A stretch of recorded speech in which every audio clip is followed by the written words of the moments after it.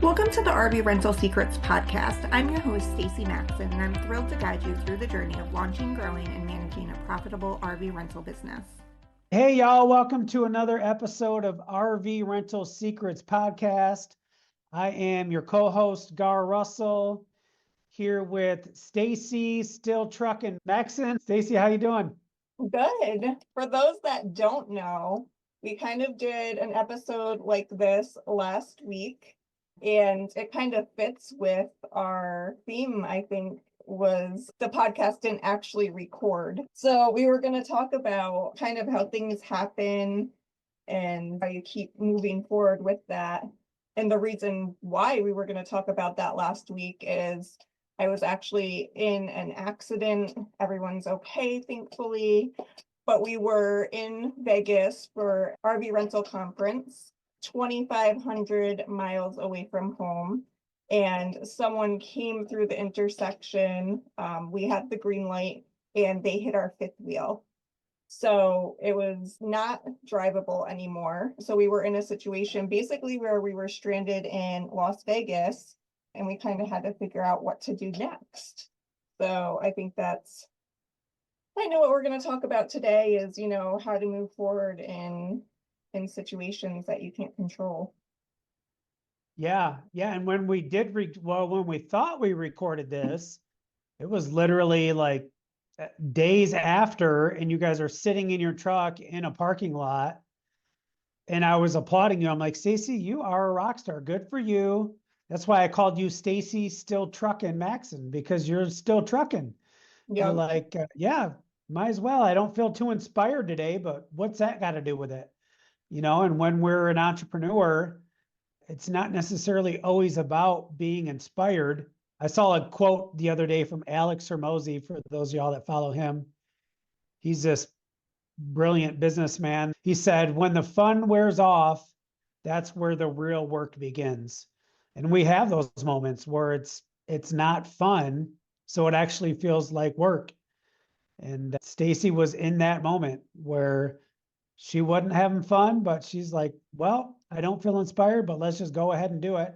And so that was the topic of our podcast that we're going to continue today, is to keep working when you don't necessarily feel like it. And as an entrepreneur, it's even more important because we don't necessarily have paid vacation days where we can call in sick.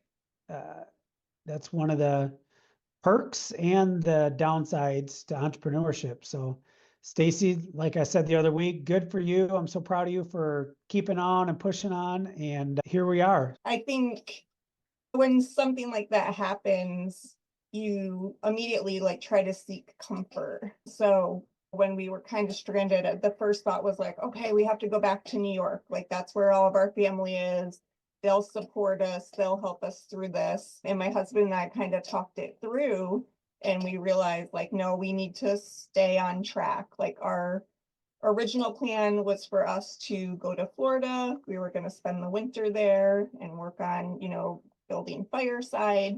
And regardless of what happened, we said we had to stick to that plan. So, it was 2,500 miles to New York or 2,500 miles to Florida. So we ended up having 3 kids and 2 dogs and a truck. We got a U-Haul to empty out all of our belongings from the fifth wheel and put it in the U-Haul. And we took about 5 days to travel those 2,500 miles. We just had it in our head, we have to keep going, get back on track. So within that week of traveling, I actually was on the phone, bought another fifth wheel in Florida that we picked up. And within a week, we were back to doing what we needed to do. That is awesome.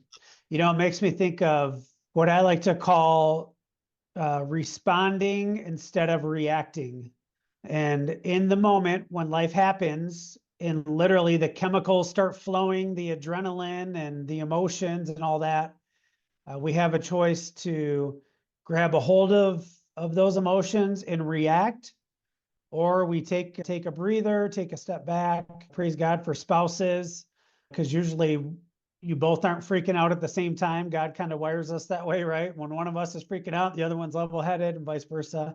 And then you're able to calm down and really think things through, and then you're able to respond instead of react. So Yeah, you guys are back at it. You're rocking, you're rolling.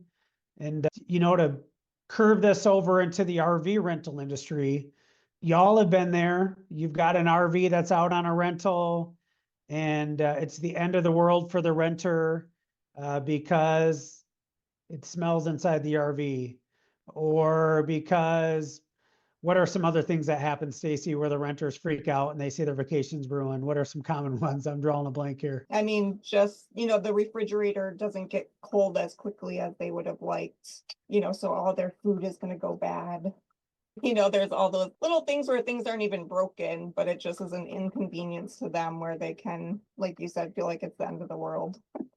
Yeah, this camper is going to tip over. It's shaking. It's this and that. I don't know what's going on. Well, your kids are running back and forth, and it's on wheels, so it's gonna shake a little bit.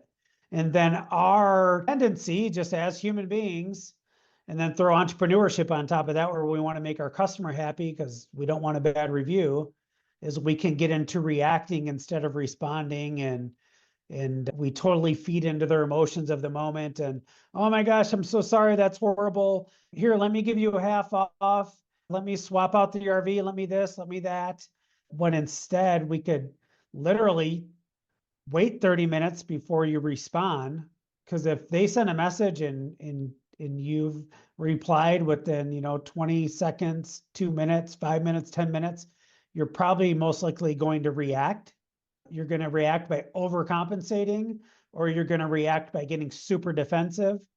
Or take a minute, think it through. What I like to do when situations happen in life where I know, okay, I can react or respond, I literally like to tell myself, okay, I'll deal with that in a minute. So I'm telling my brain, hey, don't freak out. It's not an emergency, because I love this Tony Robbins quote, where focus goes, energy flows. So if I tell myself, okay, I'll deal with that in a minute, my brain instantly is like, oh, okay, so turn off freak out mode. Like it's not what we thought it was. We can relate this to parenting and marriage. Oh, I'll deal with that in a minute. It's not an emergency. Okay, the brain calms down, the chemicals stop flowing. And then what happens? The other side of our brain kicks in, and we start to think of logical responses that we can send the renter or children or our spouse. I could keep going on that because it just made me think of another thing. But Stacy, what's your thoughts on that? Yeah, well, it made me think when you were talking about, how we're quick to react and give the refunds and everything. At that RV rental conference that I was at in Vegas, they actually had a couple tips that I'll share real quick. And one of the funny things is, like, when I went there, I was like, oh, we've been in the business a while. I'm not sure what I'm going to learn. But it was crazy. There was multiple RV rental businesses that they've been in the industry for 20, 30, 40 years. So they had so much experience and expertise, and most of them owned dealerships as well. So it kind of gave another way of looking at things. But I know some people are like, oh, I don't know about RV rentals. Is the industry dying? But it's been around forever and it's going to continue. But one of the things they said, one about, if something goes wrong, have a document that says, if this happens, then this is what I do. So if the refrigerator breaks, we'll bring them another refrigerator, have a mini fridge on hand. If the awning breaks, we have a pop-up tent. Or, if something mechanical breaks and we can't find an RV tech, this is the refund we'll offer. So have like all of your rules set in place for all of the what ifs up front. So that way it can be another system that you have in place. So you don't have to stress out and overreact because you know what's going to happen. Yeah, I love that. It's like a if then, if this, then that, if Mhm. this, then that. Yeah. And one thing I always tell our franchisees is, in those situations, never talk about refunds, never talk about any of that stuff. Always just try to encourage the renter, help solve this problem if you can. And then if they're talking about those things, just say, okay, well, our policy is once the rental is concluded, then we can look into that together, and then we actually have a refund link on our website where they can go on, and we send them the link. So it's not something they just look up. We send them the link. They can go on, request $100 refund, or they can submit to potentially get more. So that kind of takes the pressure off, as well as and again, this is after the rental, you could send them the link, say, okay, yeah, I'm sorry about the situation. Here's this link. And then when they read it, it says, we'll either give you a $100 refund right now, or if you want to apply for more and potentially get nothing, fill out this form. And then we ask them a bunch of questions. A lot of scenarios, they're just going to go ahead and take the $100 and it's going to diffuse the situation. Or they'll fill out that form, and there might be more validity to what they're saying. And then you can go from there. So yeah, good stuff. And it is amazing, Stacy, like you said, with the RV rental industry, there's a report out there. Maybe put in the podcast notes, the report I'm talking about. I can't think of the independent company it was done by, but the state of the RV rental industry. And in the next several years, it's supposed to grow by X hundred of millions of dollars. So it is cool. It's very amazing. It's an exciting industry to be in. It used to be monopolized by, Cruise America and the big dealerships, but a lot of dealerships got out of the industry, and then the peer-to-peer came about. Now the peer-to-peer is really dominating on many aspects. And so that created this opportunity for us to do what we do. So awesome stuff. So to switch gears just a little bit, I know previously you mentioned how in entrepreneurship, you kind of need to keep going because there's no one else that's necessarily going to do the work for you. So one, I feel like that kind of helped me in this journey to have something to focus on each day. So I still kind of went through my checklist of my daily routine that I did even when we were traveling. And then in addition to that, because I am self-employed, I had so much more flexibility to deal with what I needed to deal with. So you're available for the phone calls to the insurance company. We were still homeschooling our kids during this time, and I could move meetings around, take the phone calls I needed to take. And because being an entrepreneur, you have that flexibility. If you were in a 9-to-5 job, you'd have to basically take the whole week off of work just so you could deal with your life situation. So I found that really helpful, and, kind of a little wake-up call of something to be grateful for in my life, because I was able to deal with the situation so seamlessly with the other things going on in my life. Yeah, and that reminds me, you had also mentioned in our failed recording there the other week of how like the fireside community reached out to you, like, what can I do, Stacy? How can I help? And it really just solidified for you, like, wow, we have built this like amazing community of entrepreneurs. And so that was really cool for you to say that. And I have a Post-it in front of me. I have a lot of Post-its in front of me, but one of the Post-its in front of me is something that God showed me. And what I wrote down is people want/need community.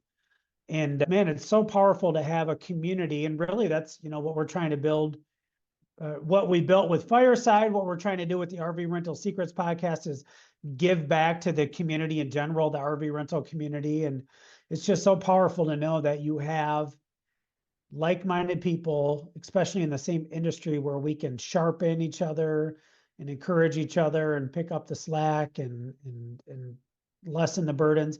And I remember what I was going to say, Stacy. It was a total side note. That's probably why I forgot, because it really had nothing to do with what we were talking about, but it kind of did. It was like a parenting hack when we were talking about reaction instead of responses. There is this book out there that I just finished reading. It's called Loving Our Kids on Purpose. And it talks about the love and logic method. And in the love and logic method, what made me think of it was when we're responding to customers instead of reacting. In the love and logic method, it teaches about giving our kids empowering choices. And we can apply this to so many areas of life. And so with the love and logic method, it is offering positive choices where we feel like we're putting the power in our children's hands to make the choices. And I think that's something that we can apply to business and frustrated customers and stuff like that, is offering them empowering choices. For instance, asking our children, hey, would you like to empty the dishwasher now, or would you like to do that in 30 minutes? Where typically, what do we do as a parent? We're like, oh my gosh, you got to empty that dishwasher now. You haven't done it. If you don't do that right now, you're grounded and blah, blah, blah. And I'm going to cancel your weekend plans and all these things. We threaten them, or what the book talks about is little truck, big truck, right? You think of boys playing like Tonka trucks, and one's got like a big truck that's like running over the little truck. So we do that. We try to overpower them with consequences. And this book is teaching the love and logic method, where we give them empowering choices. And it's so cool. And what I've been doing as a parenting hack, Stacy, taking it to the next level, is I'll use Chat GPT and I'll say, hey, Chat GPT, using the love and logic parenting method, how do I work through this situation with my child? And so what a cool way to be able to do that, where you can totally take your emotion out of it, deal with a customer, open up your Chat GPT and say, hey, Chat GPT, using the love and logic method, what's a way for me to help this renter walk through this specific situation? And it gives you this beautiful ideas. And then you can even take it one step further and say, okay, great. Will you turn that into a message that I can copy and paste and send to the renter? Yeah, that's great. I think that's the best tip, because like you said, you can take yourself outside of it with the emotions, and then, sometimes you don't know what to say, or you say the wrong thing and make things worse. So yeah, just pausing, taking a minute, use technology, get some feedback as to what the message should be, and you can make the customer satisfied that way. Yeah. And Tony Robbins says that even if we're wrong, we will literally come up with points to justify our standing so that we don't have to admit we're wrong. So if you're in this scenario with a renter where they're like really coming at you hard, and like, to bring it back to the podcast we were doing the other week about just not feeling motivated or inspired or this or that, right? Isn't it funny how life happens when life happens? We're having different emotions. So, oh, it's time to record our podcast. Great. I have zero motivation to do that right now. I literally am trying to figure out where my family is going to live. And my calendar just said it's time to record a podcast. And what is the goal of our podcast? It's to inspire RV rental owners. Perfect. I'm great. That just popped up my calendar. So to take all the emotion out of that and do the thing, it's crazy. So, well, what do you say, Stacy? Do we call that an episode? Any concluding thoughts or motivations or inspirations you want to throw out there? I mean, I hope that inspires people that no matter what life hands you, you need to keep going. I know we have one of the favorite sayings that life happens for you, not to you. So no matter what happens, think of a way to get through that, and think of the positive things that come out of it. And then, like you mentioned, the community, I did a newsletter on this as well, and people I've never even met reached out, just to make sure we were safe if we needed anything. So just thank you to everyone in Fireside and anyone in our RV rental community that's reached out and offered to help. Like, it just means so much. That is beautiful. Stacy, you just gave me an idea for a video. You know how I think they're called alliterations, but here's the name of the video: Turning Test and Trials into Teachings and Testimonies. What do you think? Yeah, it's a mouthful, but I like It is a mouthful, yeah. But I love how when life happens, we share it with others to encourage them, because one of the biggest things that happen, especially as for the Christian entrepreneurs listening who understand that we're in a spiritual battle, is when life happens, the number one thing that the enemy loves to do is to isolate us, to get us to think that we're alone. You should be so ashamed of yourself. There's no one else going through this. You're a failure. You're a loser. All these things. It's not going to work out. What made you think you could get in an RV and travel around the country and nothing wouldn't happen? All the things, the thoughts that come at us. But when we share the tests and trials as they're happening, it does so many things. It teaches others, it encourages others, and it encourages ourselves, because we're sharing life and we see, oh man, we're not alone. Actually, look, there's all these people that care about my story. There's people that not only care about my story, they want to know, am I okay? They want to know what can they do to help. And what is that? That's community. And literally, that's how God created us. He created us for community. He created us to do life together. We were just doing our devotions this morning with our kids, and we went all the way back to Genesis in the beginning. And there's God standing. The Trinity is there saying, let us create man in our image. God even wanted more community, so he created man. I mean, that's the whole purpose of mankind. So just be encouraged. If you feel like you're doing life alone, you're not supposed to be doing life alone. There are people out there to do life with. We call it our tribe. Our tribe is we're the fire starters. And I just want to encourage you, find your community, find your people to encourage you, to inspire you. Hopefully this podcast is inspiring you. But do not attempt to do life alone. It's not going to work. We weren't created for that. That's another episode of RV Rental Secrets podcast, y'all. We will see you on the next episode where we already know what we're going to talk about. We're going to talk about the paradox of profits. The paradox of profits. So tune in to learn, first of all, what does a paradox even mean? And how does that apply to profits?